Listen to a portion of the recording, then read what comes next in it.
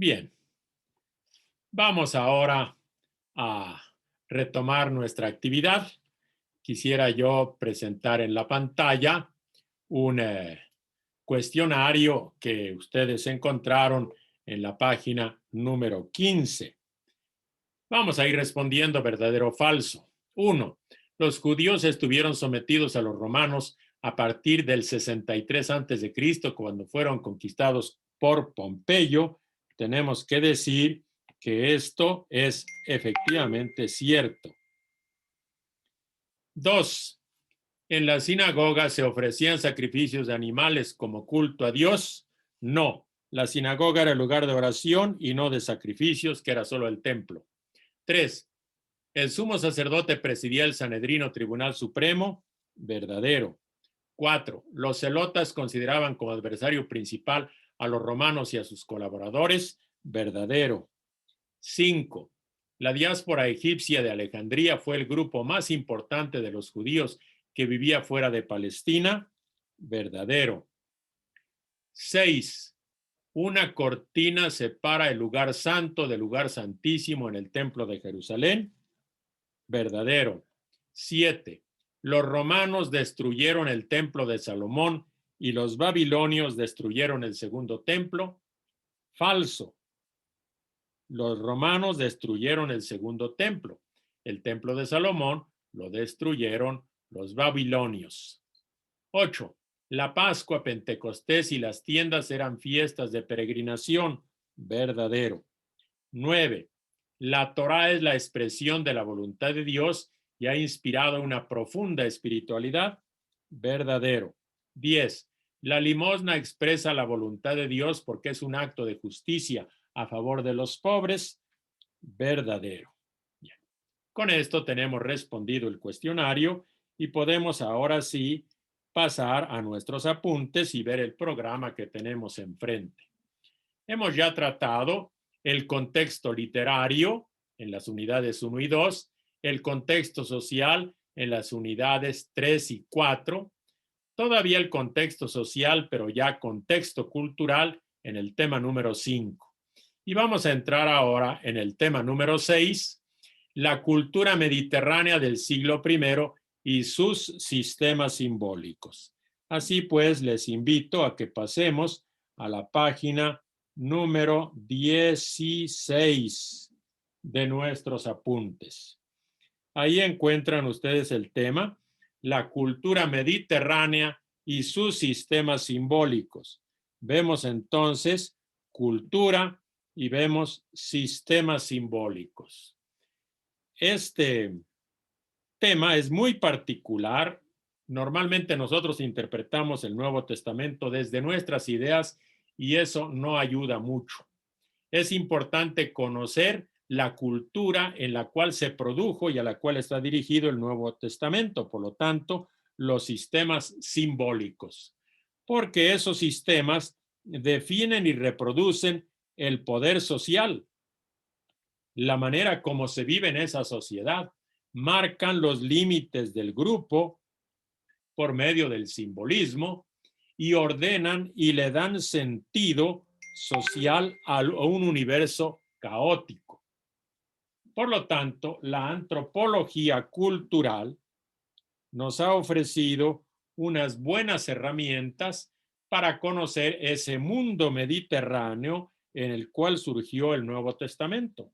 Y en ese mundo mediterráneo hay tres sistemas simbólicos que son el sistema del honor y la vergüenza, el sistema de la pureza, puro e impuro, y el sistema del patronazgo, patrón-cliente. Y así lo vamos a desarrollar en este momento de estudio. Primero el sistema honor-vergüenza, después, número 2, el sistema de lo puro e impuro.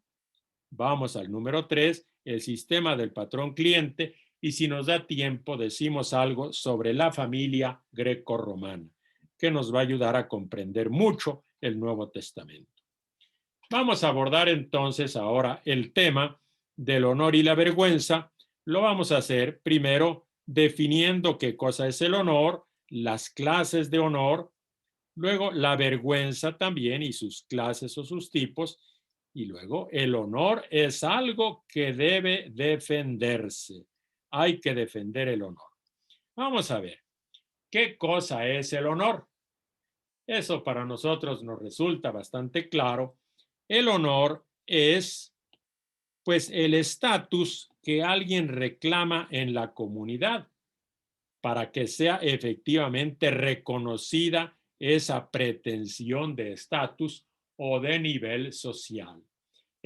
El honor es la posición social que capacita a las personas para tratar con sus superiores o también con los subalternos, con los iguales o con los inferiores, y tratar en correctos términos bien definidos por la sociedad. Si ustedes se presentan, por ejemplo, en la Casa Blanca, le van a preguntar quién es usted. Si usted fuera presidente de algún país, a lo mejor lo pueden recibir en la Casa Blanca. Pero para interactuar con otras personas hay que siempre poner en juego lo que se llama el honor en el mundo mediterráneo. Vamos a ver ahora qué clases de honor se consideraban o se clasificaba en aquella época. Hay dos clases de honor. Un honor adscrito, con el cual uno nace, y un honor adquirido que puede conseguir en la vida. El honor adscrito es el que ya se le atribuye por haber nacido en una familia. Una familia lo hace a uno honorable a los ojos de la comunidad. Si Jesús es de la familia de David, tiene honor. Si Jesús es hijo del carpintero, pues no le reconocen honor en Nazaret. Es el hijo del carpintero. Ahí está el asunto del honor. Pero el honor también se puede adquirir y puede ser el resultado de la habilidad que uno hace superando algunos desafíos y respondiendo a esos desafíos. Por ejemplo, Jesús va a adquirir un honor y su fama se extiende precisamente por su predicación y por sus acciones curativas. Es un honor adquirido en medio del pueblo. Vamos a ver ahora lo contrario del honor, que sería la vergüenza, y ver también qué tipos de vergüenza existe. La vergüenza es precisamente lo contrario del honor, una pretensión que no se reconoce, una posición que no se reconoce. Y así uno puede ser avergonzado públicamente, y eso significa que uno pierde honor. Si yo me presento a las puertas del Palacio Presidencial y reclamo ser atendido, pues me van a decir, váyase usted no es más que un simple pelagatos, ¿verdad? No, aquí no tiene nada que hacer. Entonces, quedo avergonzado públicamente. Esa sería una vergüenza negativa cuando uno queda avergonzado. Pero también uno puede tener vergüenza y esa sería una vergüenza positiva. Tener vergüenza significa que no voy a reclamar o no voy a pretender que me traten a mí en medio de la nobleza europea y pretender codearme en los palacios de los reyes. Tengo vergüenza y no me presento allí. O sea que me preocupo por mi propio honor. No necesito que me avergüencen diciendo que yo no soy de sangre azul. Por lo tanto, el que carece de la vergüenza positiva, esto es muy interesante, hay gente que no mide sus pretensiones y pretende honores que superan su capacidad, entonces es un sinvergüenza. Un sinvergüenza es alguien que efectivamente anda pretendiendo algo que no tiene. Bueno, ahora, el honor es un bien en aquella sociedad y es algo que debe defenderse. Y por eso es muy importante, aquí decimos, es muy interesante, observar el orden de las personas con las quien se puede esperar que defiendan el honor. Hay que defender el honor. ¿Y quién tiene que defender el honor, por ejemplo, de las mujeres? El honor de las mujeres lo tiene que defender, en primer lugar, Bueno, y las mujeres jóvenes e incluso, diría yo, las mujeres también jóvenes y también las casadas. ¿Quiénes los defienden? De las mujeres jóvenes los van a defender los hermanos. Recuerdo yo, si a alguien le decían cuñado en mi pueblo, pues lógicamente el hermano tenía que defender el honor de su hermana no casada. Pero también en otros casos el esposo tiene que defender el honor de su esposa y el padre tiene que defender el honor de su hija. Por lo que respecta a las mujeres ya casadas y que son mayores, aquí hay que especificar algo muy particular, las mujeres casadas mayores y con hijos, pues obviamente son los hijos los que tienen que defender el honor de su madre. El honor debe ser defendido. Ahora, yo quisiera hacer notar algo muy particular en los evangelios. Y en los evangelios se habla de la fama de Jesús. Y ustedes recuerdan que los evangelios nos dicen que la fama de Jesús se extendía, se divulgaba. La fama de Jesús, efectivamente, es algo que él también procuraba que no lo maltrataran indebidamente. Recordamos cuando el jefe del sumo sacerdote le da una bofetada en la cara. Él se defiende. Ese es un deshonor, es deshonrarlo. Si algo he dicho malo, dime en qué lo dije y si no, ¿por qué me lastimas? ¿Por qué me hieres? Hay que defender el honor. También hay que recordar que había lugares de honor en las mesas y todavía sigue habiendo. Si vamos a un banquete va a haber la mesa de honor y no cualquiera se puede ir a sentar allí. Recordamos también que Jesús es rechazado en Nazaret porque era hijo del carpintero, poco honorable. Pasamos ahora a otro código, otro sistema simbólico, el sistema de lo puro y lo impuro. Nosotros todavía manejamos eso de alguna otra manera. ¿Cómo vamos a abordar este tema? Pues en algunos pasos. Primer paso, definir qué cosa es lo puro y lo impuro, establecer algunos mapas de pureza y efectivamente ver los mapas de pureza en la religión bíblica. Este sería el tema de lo puro y lo impuro. Vamos entonces a darnos cuenta con una idea inicial en qué consiste esto de lo puro y lo impuro. Normalmente cada sociedad tiene una idea de limpieza, ¿sí? Y una idea de lo que está sucio. Y eso tiene que regular la existencia de las personas. Y regula un sistema que debe existir porque cada cosa tiene su lugar. Acuérdense el refrán ese, un lugar para cada cosa y cada cosa en su lugar. Hay algo que no se puede poner, por ejemplo, en la mesa. En la mesa no podemos poner mis calcetas en la mesa del comedor. Y luego tampoco es conveniente llevar al lavabo del servicio sanitario el frutero, un lugar para cada cosa y cada cosa en su lugar. O sea, que en todas las sociedades siempre existe un cierto sistema, que nos regula lo que está limpio y lo que está sucio. Pero lo puro y lo impuro es algo un poco más preciso. Vamos a ver. Entonces, todo lo que encaja en unos valores de limpieza y de orden es puro, es considerado puro. En el sistema de la pureza, lo que encaja en un sistema de valores es considerado puro. Lo que no quepa, obviamente es considerado como contaminado. Por lo tanto, definimos lo puro y lo impuro. Puro es lo que está en su lugar. Impuro es lo que está fuera de lugar. No tiene nada que ver con cuestiones, o sea, como nosotros lo manejamos, actos impuros que normalmente lo relacionamos con cuestiones de la sexualidad, no. Lo puro y lo impuro son cuestiones de orden. Lo que está en su lugar es puro, lo que no está en su lugar está fuera de lugar. Y esto, pues lógicamente, proporcionan una claridad de significado. Eso es lo importante. Hay que tener en claro dónde se colocan las cosas, la claridad de significado, porque así uno se puede orientar en sus actividades y puede tener una conducta social también coherente.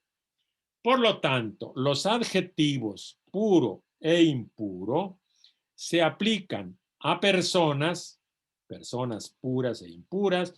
Un leproso es una persona impura. Los grupos, por ejemplo, los pecadores eran impuros.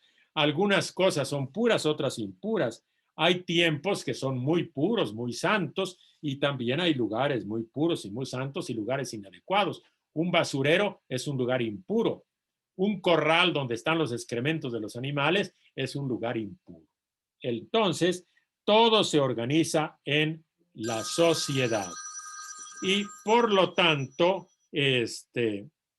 tenemos que hacer notar que va a haber mapas de pureza, organización de sistemas o mapas de pureza. Son sistemas que proporcionan siempre mapas y ofrecen definiciones sociales de ciertas categorías bien determinadas. Vamos a ver entonces que estos mapas van a proporcionar las fronteras que delimitan a los individuos y a los grupos de acuerdo al ambiente donde van a actuar, a los tiempos donde van a hacerse presentes, a los espacios donde van a acudir. Y esto decimos que una persona inculturada, una persona que conoce la cultura, debe conocer esas fronteras, debe conocer dónde actuar y cómo actuar en un cierto lugar y en un cierto tiempo. Por ejemplo, si ustedes van a un lugar del Medio Oriente, saben que si el lugar es de religión musulmán, el viernes es el día de observancia religiosa. Y si van a Israel, el sábado es el día de descanso y de observancia religiosa. Entonces, cuando uno conoce esos mapas, pues uno se orienta como individuo o como grupo y uno conoce bien las fronteras para que su conducta no vaya a estar fuera. La conducta, cuidado, que se esté fuera de los límites. Ustedes se ponen a trabajar el día sábado en Israel y los van a ver muy mal, y si no, hasta los van a maltratar. En la religión bíblica hay mapas de pureza. Hay tiempos santos, lugares puros, personas puras, cosas, como ya habíamos dicho, y los alimentos. Esto es muy importante. Vamos a verlo un poquitito. Los tiempos. Hay tiempo para el descanso, tiempo para la oración y también hay un tiempo para circuncidar a los niños a los 8 días, no antes, y procurar no después. Los lugares. Aquí quisiera yo presentar un poco más amplio los mapas de lugares, los grados de santidad. ¿Qué cosa es santo? El país de Israel. Más santo Jerusalén, más santo el monte del templo, más alto, más santo la balaustrada o límite de la entrada del atrio de los paganos, más santo el satrio de las mujeres, más santo todavía el atrio de los israelitas, más santo el atrio de los sacerdotes, más santo el espacio de los holocaustos donde los sacerdotes lógicamente sacrificaban los animales y los ofrecían quemados en holocausto. Más santo el edificio del santuario, el Jekal, el lugar santo, y mucho más santo el lugar santísimo, el santo de los santos. Estos son los grados de santidad y los grados de pureza. Y por lo tanto, si alguien era pagano y pretendía entrar en el atrio de las mujeres, en el atrio de los israelitas, cometía prácticamente un sacrilegio. Un sacerdote común y corriente, que no es el sumo sacerdote, que pretenda entrar al santo de los santos, esa es una profanación. Solamente podía entrar el sumo sacerdote y una vez al año. Bueno, para que vean pues los mapas de los lugares santos. También las personas pueden ser santas, pueden ser puras o impuras. Hay que saber con qué personas alguien puede casarse y con qué personas no puede casarse. qué personas puedes invitar a comer y a qué personas no invitar a comer. Acuérdense que Jesús comía con publicanos y pecadores y eso era inaceptable. La entrada en las estancias del templo, ya lo vimos, sus atrios, etcétera, etcétera. Hay cosas también puras y cosas impuras. Por ejemplo, ¿qué podía ser ofrecido en sacrificio? Si un animal estaba, por ejemplo, lisiado, estaba lastimado, no podía ofrecerse en sacrificio. Ahora, hay cosas con las que el cuerpo podía entrar en contacto y a veces podía quedar puro y a veces podía quedar impuro. Por ejemplo, si alguien entraba a un corral, efectivamente entraba en contacto con los excrementos de los animales y quedaba impuro. Tenía que bañarse para purificarse. Los alimentos. Se definen los alimentos que podían comerse y los que no debían comerse. Por ejemplo, la carne de puerco no debe comerse. Para los alimentos que deben comerse hay que ver cómo debían crecer, cómo había que prepararlos, cómo había que degollarlos. Por ejemplo, hay que sacarles toda la sangre. ¿En qué vajillas podía ser servido? ¿Cuándo y dónde hay que comerlo? Y también con quién hay que comerlo. Hay que conocer eso para poder guiarse en una sociedad. Vamos a ver ahora otro sistema, que es el sistema de patrón-cliente. Este sistema regula las relaciones de reciprocidad entre la gente de distinto nivel. Y por eso aquí tenemos que definir los patrones, los clientes y los intermediarios. Tenemos que definir cómo era el patronazgo en Roma y cómo también existe un patronazgo religioso. Un patronazgo religioso. Entonces, los patronos. Vamos a definir quiénes eran los patronos, quiénes eran los clientes y quiénes eran los intermediarios. Los patronos eran individuos poderosos. A alguien que es poderoso, que tiene dinero o tiene poder, le llamamos mi patrón. Entonces, de ellos se puede esperar que usen su posición. ¿Para qué? Pues para echarme la mano, para concederme algún favor. ¿A quiénes? Pues a los inferiores en rango, precisamente buscando pues una consideración por esas razones de amistad o de conocimiento y así me pueden hacer algún favor. Esos son los patrones poderosos. Los clientes, ¿quiénes eran? Eran los subordinados, los que dependían o están bajo la protección o tutela de un patrono o de un benefactor. Es un benefactor. Y a este benefactor le deben mucha lealtad y hay que reconocerle públicamente su honor y saludarlo públicamente. Los intermediarios son, en inglés, brokers, son los que se sitúan entre los patronos y los clientes, acercan a uno a los otros, sobre todo para los clientes los acercan a sus patrones. Y recordamos en la cultura mexicana a los intermediarios o mediadores se les llama coyotes, o sea, los que permiten hacer ciertos trámites ante un patrón rejego. Vamos a ver cómo era el patronazgo en la sociedad romana, porque efectivamente en Roma este elemento de la cultura mediterránea pues es muy bien cultivado. Vamos a ver que el principal patrón es el emperador, es el patrono de todo. Ahora, él tenía sus intermediarios, que eran los administradores, y luego también el emperador tenía sus clientes. El emperador romano, entonces, era el patrono de todos los principales administradores públicos. Y efectivamente, los administradores públicos también tenían sus clientes que eran sus inferiores. Estos administradores urbanos y regionales, pues eran los intermediarios de los recursos del imperio.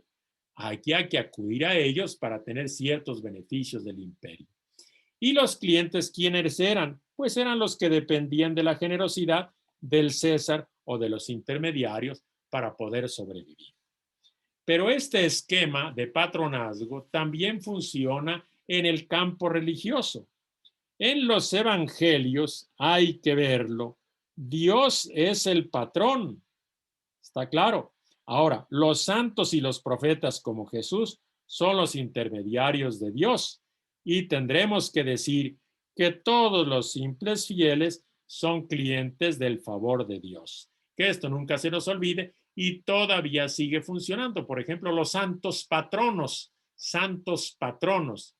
Y Jesús es el mediador entre Dios y los hombres, es el intermediario principal. Y esto pues está definido, diríamos, claramente en el Nuevo Testamento. En Mateo 8:13, vean ustedes, Jesús va a actuar como un intermediario para otorgar al siervo del centurión los beneficios de Dios. El centurión acude a Jesús como intermediario para que por medio de él Dios conceda la salud a su servidor. Vamos ahora a decir una palabrita sobre la familia greco-romana. Esto es muy importante. ¿Por qué? Porque en el mundo mediterráneo y en el mundo romano, la familia es la base del Estado. Vamos a decir algo sobre la familia patriarcal, esta palabrita importante. El patriarca, el padre, en el mundo mediterráneo, pero también la familia patriarcal existe bien presente en el Nuevo Testamento. Y tenemos que decir algunas cosas de esta familia patriarcal que todavía la recibimos porque nosotros tenemos una cultura grecorromana que nos trajeron los españoles y esas relaciones están claras de la familia patriarcal. Los papás son normalmente los patriarcas. Ahora, las familias patriarcales están formadas siempre por tres tipos de relaciones y por un cuarto elemento. ¿Cuáles son esas relaciones? La relación esposo-esposa, padre e hijos y amo-esclavos. Son las relaciones básicas de la familia. Pero el cuarto elemento es fundamental porque es la base de todos y es el patrimonio económico. Vean la palabra patrimonio. Patrimonio de pater, de patriarca. Entonces, esposo, esposa, padre, hijos, amo, esclavos, todo por el patrimonio. Vamos a ver quién era este patriarca que está a la base de todo. ¿Quién es el patriarca? El patriarca es aquel que como esposo dominaba a la esposa. Es aquel que como padre es el dueño de los hijos y los domina. Y es aquel que como, diríamos, el amo dominaba a los esclavos. Es el mero jefe. Ahora, ¿por qué es el mero jefe, el mero patrón, el mero patriarca, el macizo, como dicen en algunos lugares? Precisamente porque él es el dueño de qué cosa. Es el dueño y el proveedor, el dueño del patrimonio. Es el dueño y proveedor del patrimonio. Ahora, hay que señalar algo muy particular de lo que se derivaba de esto. Una familia patriarcal funcionaba en el Imperio Romano porque el Imperio Romano era jerárquico, desigual y aristocrático. Y la familia patriarcal es muy jerárquica, es desigual y bueno, tiene una cierta aristocracia, ¿verdad? Siempre lo mejor se considera que es el varón. Los niños y las mujeres no contaban, recuérdense. Los niños y las mujeres no contaban. ¿Quién cuenta? Los adultos, los varones. Eso es lo patriarcal. Vamos a ver ahora la familia patriarcal en el Nuevo Testamento. El Nuevo Testamento funciona pues en el mundo grecorromano y por lo tanto el mundo patriarcal se refleja completamente en el Nuevo Testamento de alguna manera, pero sobre todo en las cartas. En las cartas de los apóstoles, allí aparece bien clara la familia patriarcal. ¿En qué cartas? En Colosenses de 3:8 a 4:11. Se dice cuáles son los deberes del esposo con la esposa, de la esposa con el esposo, de los del padre con los hijos, del hijo con los padres, de los esclavos con los amos y el amo con los esclavos. Y lo mismo aparece en la carta a los Efesios y en la primera carta de Pedro. Se mencionan esas tres relaciones esas tres relaciones. Efectivamente, y ahí hay una subordinación. Pero en los evangelios hay otro asunto. Los evangelios es muy diferente. Se mencionan esas relaciones, se mencionan la cuestión de esposa-esposo, pero en paridad. Solo luego se mencionan padres e hijos, pero solo Dios es el Padre y todos son hermanos. Y luego se mencionan a los amos, pero en realidad el único amo sería Dios, porque todos habremos de ser servidores y Jesús nos enseñó a ser servidores. Los evangelios cambian completamente la estructura jerárquica de la familia patriarcal. Con esto es suficiente para este contexto cultural.